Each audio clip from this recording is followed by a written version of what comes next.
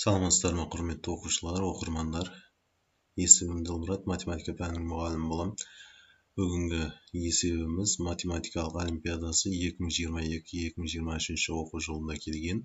Мына есепті талдап берейін деп отырмын. Кез келген нақты А және В сандары үшін келесі теңсіздікті дәлелдеңіз дейді. А квадрат плюс 141АБ плюс 5476Б квадрат үлкен немесе тең 5А плюс 1364В минус 512 дейді.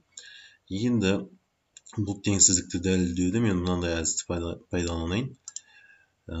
Бұл квадрат теңсіздікті, яғни дискриминант табу арқылы, дискриминантты квадрат теңдеуге келтіру арқылы, яғни бізде мына оң бөлікте тұрған теңсіздіктің оң бөлігінде тұрғанды теріс тамғамен өткізейін. Сол кезде бізде мынандай нәрсе пайда болады. Мына теңдеу. Енді бұл жерде аны жақша сыртына шығаратын болсам, көбейткіштерге жіктейтін болсам, онда А квадрат плюс 141В минус 5А плюс 5476В квадрат минус 1364В плюс 512 деген нәрсе шығады. Енді квадрат теңдеудегі А квадратымыз, яғни параметрлік теңдеу шығару әдісін қолданайын деп отырмын. Қазір А квадратымыз және A'мыз және бос мүшеміз тұр, бос мүше. Енді бұл жерде нөлге теңестіретін болсақ, бұл теңдеу дискриминантты табу үшін нөлге теңестірсек, онда бізде мынандай нәрсе пайда болады. Дискриминант В квадрат минус 4асы білеміз оны.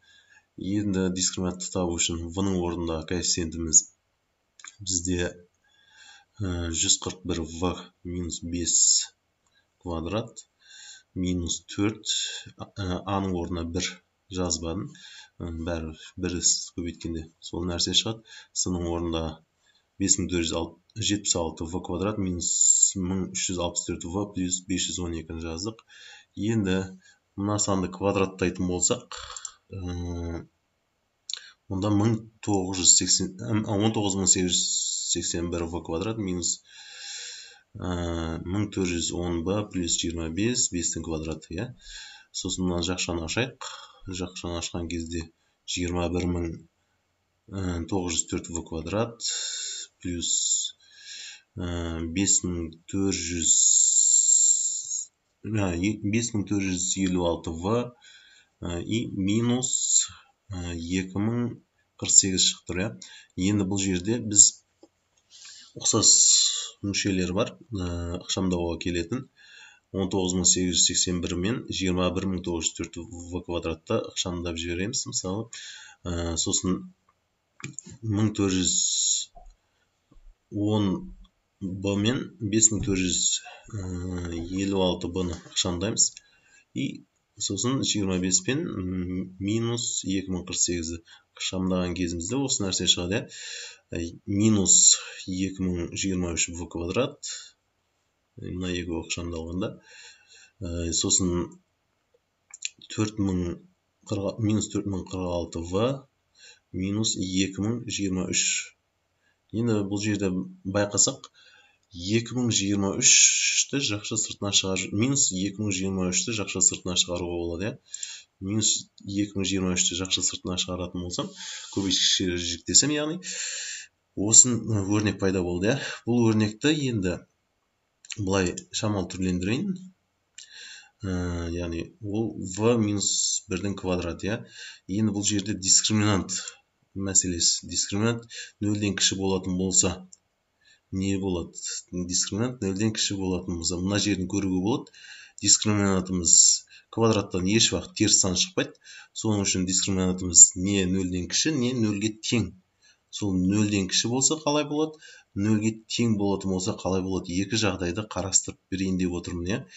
Нөлге тең болады, егер В тең 1-ге тең болса, дискриминантымыз нөлге тең болады. Дискриминант нөлден кіші болатын болса, и нөлге тең болатын екі жағдайды қазір қарастырайық.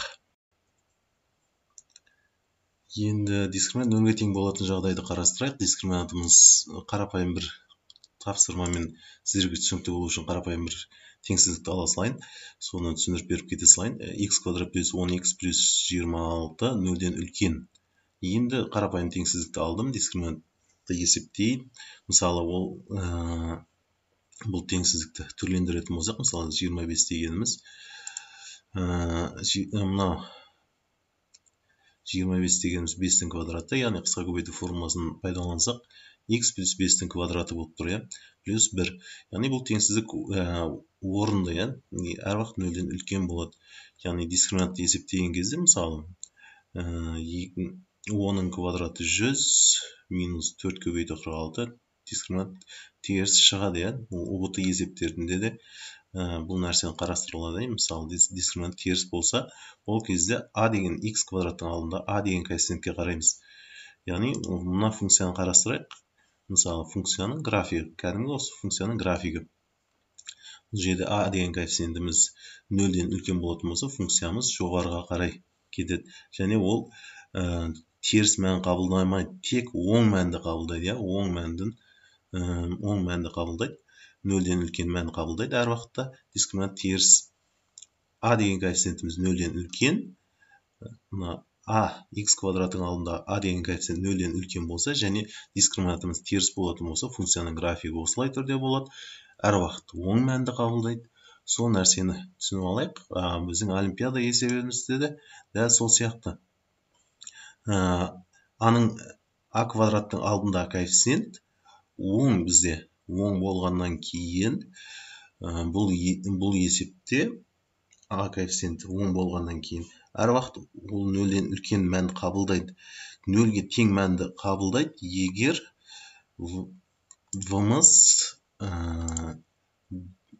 осы v-мыз бірге тең болған жағдайда. Яғни v-мыз бірге тең болған жағдай, и тағы бір-екі шарттар бар. Қазір соны тоқталып кетейін. V-мыз бірге тең болатын болса, яғни дискриминантымыз нөлге тең болатын болса, ол кезде бізде мынандай теңдеу пайда болады. Мысалы, v-ның орнына 1-ді қоятын болсам, 141a, сосын 5476 v-ның орнына 1-ді қойып атырмын. Қойғаннан кейін осындай теңсіздік пайда болды. Бұл жерде топтастырайын, яғни 141a мен 5a-ды ықшамдайық, сандарды ықшамдайық. Сол кезде 5476, 364, 512-ні ықшамдайтын болсақ, бізде мынандай қарапайым теңсіздік пайда болады. А квадрат плюс 136а, сосын 4624. Енді бұны шамалы тағы ықшамдайын. 136 деген 2 көбейту 68а десек, 68-дің квадраты десек, бізде мынандай теңсіздік пайда болады. Бұны дискриминантпен де есептеуге болады, немесе кәдімгі осы түрде де ықшамдауға болады, түрлендіруге болады. Енді бұл жерде а плюс 68-дің квадраты үлкен немесе тең нөлден, яғни Каши теңсіздігінде де осындай идеяны пайдаланады. Квадраттан еш уақыт нөлден кіші сан шықпайды. Яғни біз теңсіздікті дәлдеп бердік. Енді нөлге тең болатын жағдай а минус 68-ге тең болған жағдайда. А минус 68-ге тең болған жағдайда нөлге тең болады, және в тең 1 болған жағдайда ғана бұл теңсіздігіміз нөлге тең болады. Қалған жағдайдың барлығында дискриминантымыз теріс, яғни ол қалған жағдайдың барлығында бұл теңсіздік оң мәнді қабылдайды. Сонымен сабағымызды қорытындылайық. Тыңдағандарыңызға рахмет. Комментарий, лайк басып, арнамызға тіркеліп кетуді ұмытпаңыздар. Рахмет.